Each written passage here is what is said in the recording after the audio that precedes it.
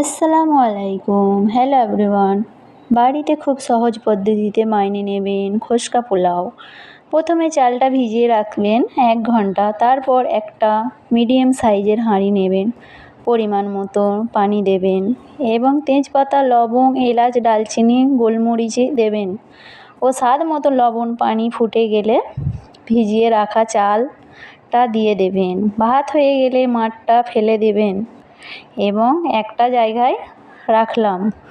বাড়িতে পরিমাণ মতো ঘি দিয়ে তারপর ভাতটা ঢেলে দেবেন, তার উপরে পেঁয়াজের বেরেস্তা দেবেন, ফের ভাত দেবেন, পেঁয়াজের বেরেস্তা, অল্প করে চিনি ও কাজু কিশমিশ ভাজা, কেওড়া ও গোলাপ জল, মিঠা আতর দুধে দিয়ে গুলিয়ে নেবেন। তারপরে ভাত দিয়ে দেবেন, তারপর ধিমি আঁচে বসিয়ে দেবেন। 25